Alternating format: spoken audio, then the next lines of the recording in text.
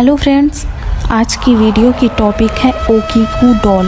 मैंने इसके बारे में एक शॉर्ट्स वीडियो ऑलरेडी अपलोड किया हुआ है और मैंने उस वीडियो में बोला था कि अगर आपको इस पर डिटेल वीडियो देखनी हो तो हमें कमेंट ज़रूर करें। सो आज की इस वीडियो में हम ओकीकू की स्टोरी को डिटेल में जानेंगे कि आखिर ये डॉल इतना रहस्यमय क्यों है और क्यों आज भी दूर दूर से इस डॉल को देखने के लिए आते हैं। ये डॉल जिसका नाम ओकीकू है, इस डॉल के रहस्य का राज क्या है जिसका खौफ पूरे जापान में है। इस डॉल की सबसे रहस्यमय चीज़ है वो है इसकी बाल, जो अभी भी बढ़ते हैं। जी हाँ, आपने बिल्कुल सही सुना, ठीक किसी इंसान की तरह। यह एक बहुत ही रहस्यमय और डरावनी है। किसी डॉल का बाल कैसे बढ़ सकता है, वो भी एक जीवित प्राणी के जैसा। वाकई में यह एक बहुत ही रहस्यमय और खौफनाक है। मैं आपको बता दूं कि बाल बढ़ना, नाखून बढ़ना किसी लिविंग थिंग की चीज़ है, यानी वह चीज़ जो जिंदा है, लेकिन केवल उन्हीं के बाल बढ़ते हैं और नाखून बढ़ते हैं। लेकिन यह डॉल जो कि एक नॉन लिविंग थिंग यानी जो जिंदा नहीं है, उसके कैसे बाल बढ़ सकते हैं। इसी रहस्य के पीछे की एक कहानी मैं आपको बताने जा रही हूँ कि आखिर कौन है ये ओकीकू डॉल। तो चलिए शुरू करते हैं आज की वीडियो को। ये बात सन 1918 की है। एक सुजुकी नाम का एक लड़का था जो लगभग 11 साल का था।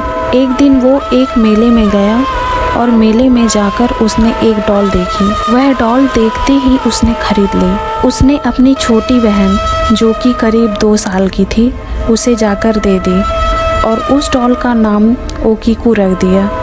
वह डॉल उसकी छोटी बहन को बहुत ज़्यादा पसंद आई। वह लड़की उस डॉल के साथ हमेशा खेलने लगी, हमेशा सोती थी, रहती थी।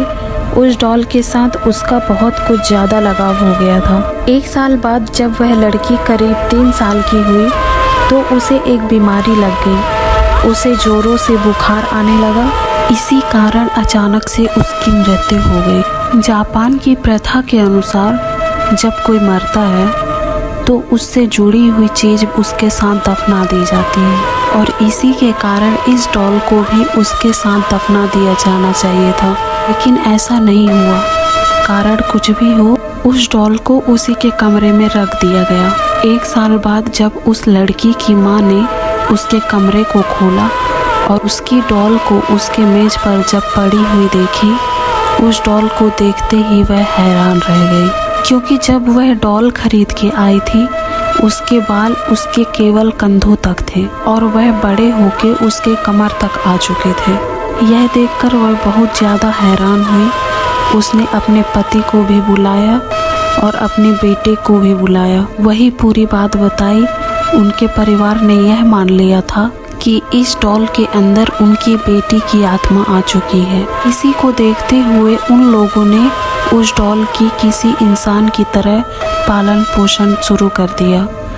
वह हमेशा उस डॉल का ख्याल रखते थे और समय समय पर उसके बाल की कटिंग भी करते थे और जैसे ही उसके बाल कमर तक आते वैसे ही उसको काट के वापस ठीक कर देते थे।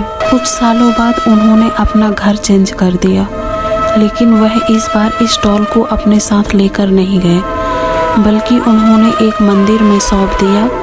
उन्होंने इस डॉल को दिखाते हुए मंदिर के पुजारियों को पूरी बात बताई। पुजारियों ने भी जब यह देखा कि इस डॉल के सच में बाल बढ़ रहे हैं तो उन्होंने इस डॉल को रख लिया।